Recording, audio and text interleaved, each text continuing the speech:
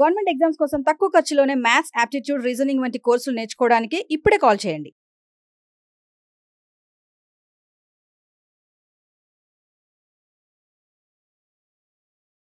Now దీన్ని మనము ఎలా ఉపయోగిస్తామో చూద్దాం.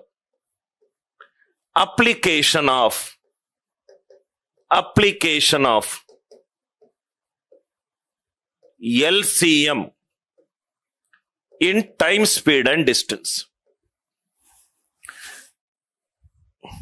Application of LCM in time, speed and distance. TSD, time, speed and distance. దీంట్లో చాలా రకాల ప్రాబ్లమ్స్ ఉంటాయి. ఒకటి వచ్చేసరికి ప్రాబ్లం టైప్స్. దయచేసి రాసుకోండి. Problem types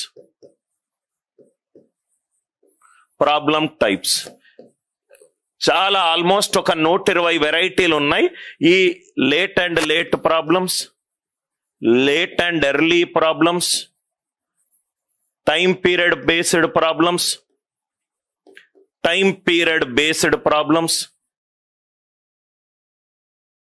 finding speed problems.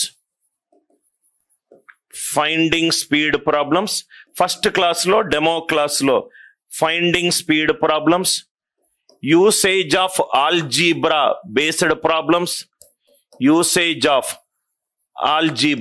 in particular progressions concept, time, speed and distances lo based problems. What if the speed is not given? Asal speed ivvakapothe distance ela kanukkovali. What if speed is not given problems. Allegation usage. ఈ రోజు demo 4, demo 5 ఈ రెండిట్లో నేను అన్ని types discuss చేస్తాను. ఇవి రాసుకోండి. ఇది మీకు ఫౌండేషన్ కనుక అర్థమవుతే మనం పెయిడ్ క్లాసులో దాని తర్వాత first time, speed and distance calculate చేస్తాము.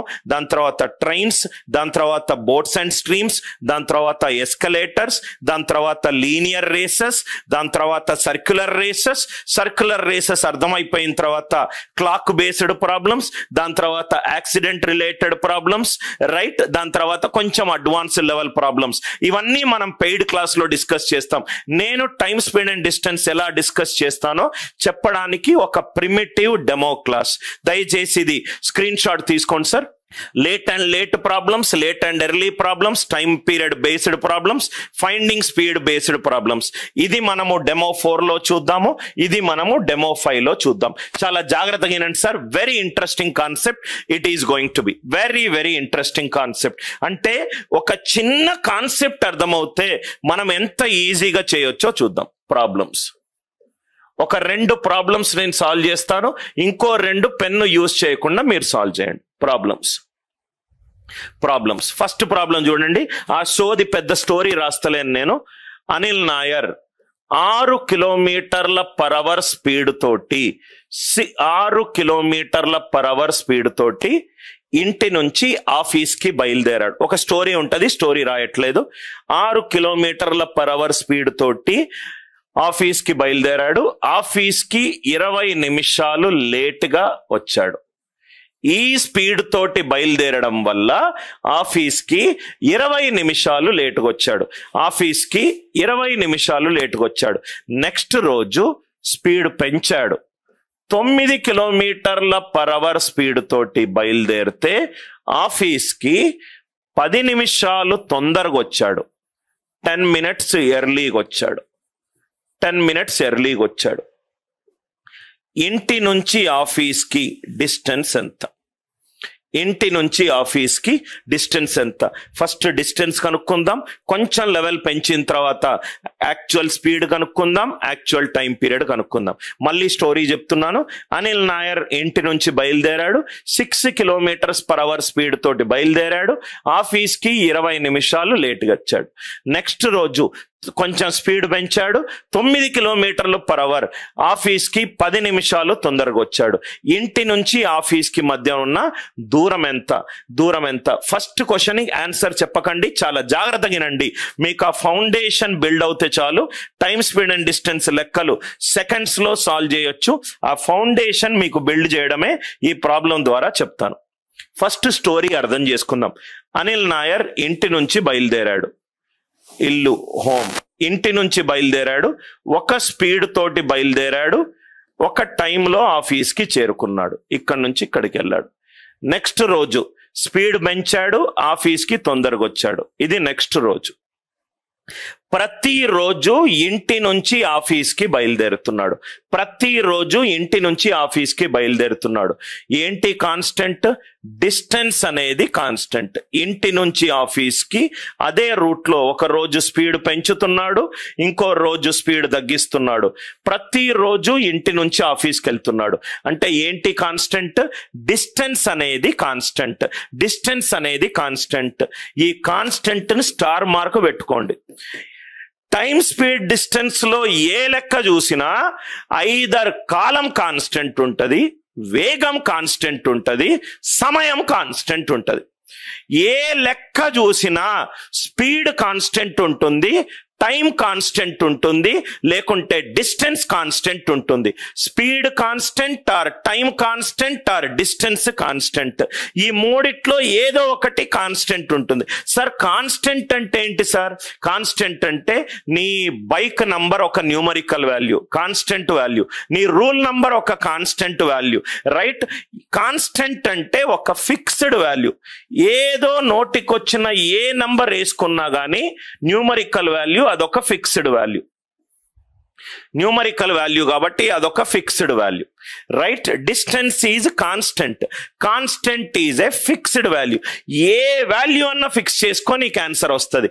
ఎందుకంటే వీడిక్కడి నుంచి ఇక్కడి వరకు బయలుదేరుతున్నాడు కాబట్టి జీరో కాకుండా ఏదన్నా అనుకో. జీరో అంటే వాడు బయలుదేరట్లేదని అర్థం, రైట్? బయలుదేరట్లేదు. నవ్వు ఇక్కడ చూడు sir, right? Distance is constant. Constant is a fixed value. Constant is a fixed value. ఏదైనా వాల్యూ చేసుకో, ఏదైనా వాల్యూ చేసుకో. ఈజీ అవడానికి నేను ఎల్సిఎం వేసుకుంటున్నాను. ఎల్సిఎం ఆఫ్ 6, 9 ఇప్పుడే మనం చేసాము. 9 6తో డివైడ్ అవ్వదు. Next multiple is 18. అంటే let distance equivalent to 18 kilometres.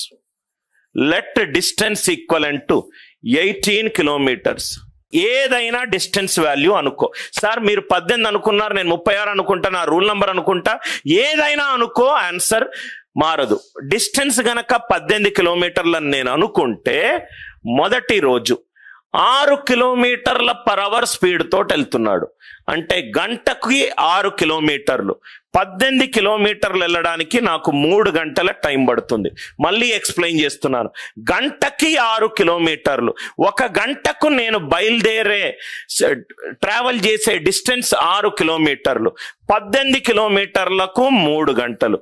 Second రోజు గంటకు 9 కిలోమీటర్లు. సెకండ్ రోజు గంటకు 9 కిలోమీటర్లు.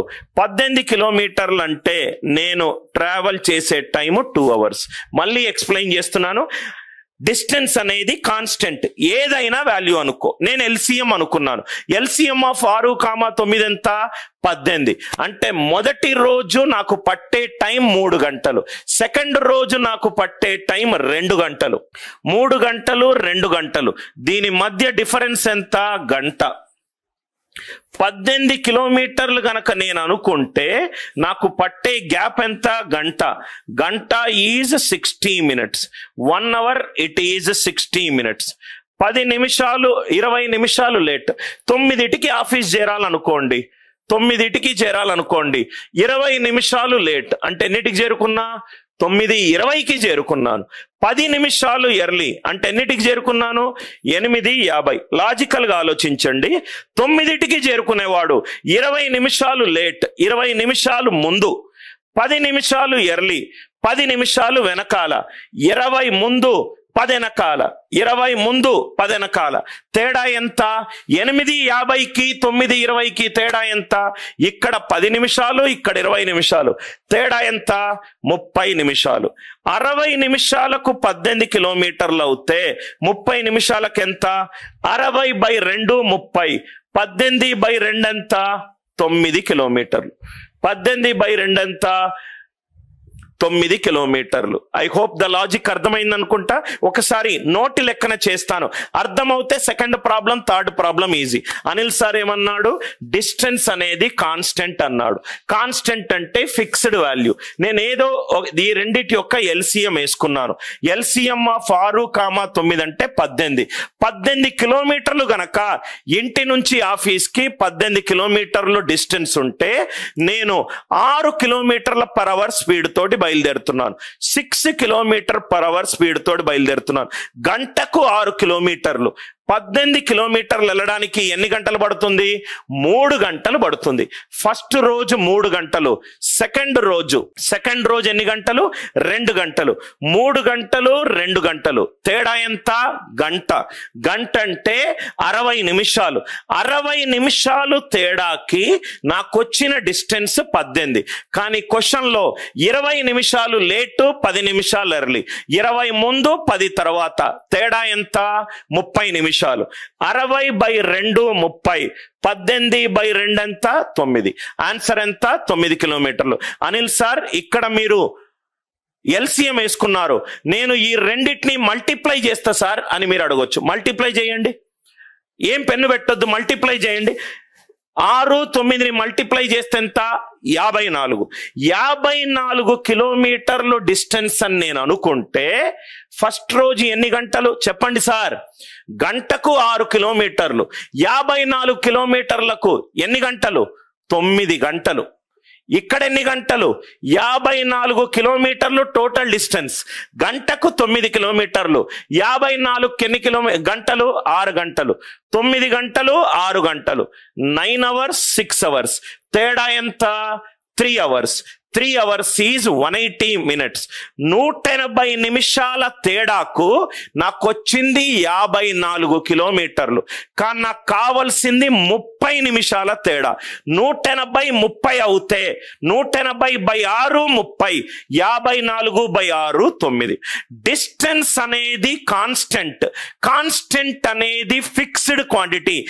ఏదైనా వాల్యూ మీకు ఈజీగా ఏదనిపిస్తే అది ఫిక్స్ చేసుకోండి, నోటి లెక్కల ఆన్సర్ వస్తుంది. ఇది ఫస్ట్ ప్రాబ్లం. అర్థం కాకపోతే పాస్ చేయండి. సెకండ్ ఇంకోసారి ఇంకో ప్రాబ్లం చేసి చెప్తాను. Third, fourth, fifth, 6th, 7th, 8th, 9th, 10th ఒక్కొక్క క్వశ్చన్ ని 30 సెకండ్లో మనం లేపేద్దాం. ఐ థింక్ ఈ లాజిక్ క్లియర్ అయిపోయింది అనుకుంటా.